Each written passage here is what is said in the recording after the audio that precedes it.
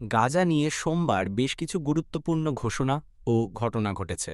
Israel গাজার পুরো নিয়ন্ত্রণ নেওয়ার ঘোষণা দিয়েছে এবং গাজা জুড়ে হামলা আরও জোরদার করার কথা জানিয়েছে। অন্যদিকে 2 মাসের বেশি সময় পর অবরোধ কিছুটা শিথিল হওয়ায় গাজায় সীমিত আকারে ত্রাণ ঢুকতে শুরু করেছে। জাতিসংঘের মানবিক সহায়তা প্রধান বলেছেন, প্রয়োজনের তুলনায় এই ত্রাণ অপ্রতুল। তবে ঠিক কতগুলো ট্রাক ভেতরে ঢুকেছে তা জাতিসংঘের মুখপাত্র নিশ্চিত করতে পারেননি। ইসরায়েলের প্রধানমন্ত্রী নেতানিয়াহু বলেছেন, গাজায় ব্যাপক অনাহারের ছবি তাদের যুদ্ধ তৎপরতার বৈধতা নষ্ট করতে পারে। এদিকে ইসরায়েলি সেনাবাহিনী গাজার দক্ষিণাঞ্চলে খান ইউনিসের বাসিন্দাদের নিরাপদে সরে যেতে বলেছে এবং গাজায় নজিরবিহীন হামলা শুরু করার কথা জানিয়েছে।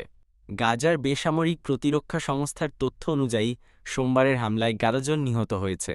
জাতিসংঘের মানবাধিকার দপ্তর ইসরায়েলের এই কাজকে আন্তর্জাতিক আইনের লঙ্ঘন এবং জাতিগত নিধনের সমতুল্য বলেছে। তবে নেতানিয়াহু বলেছেন, সফল না হওয়া পর্যন্ত ইসরায়েল থামবে না।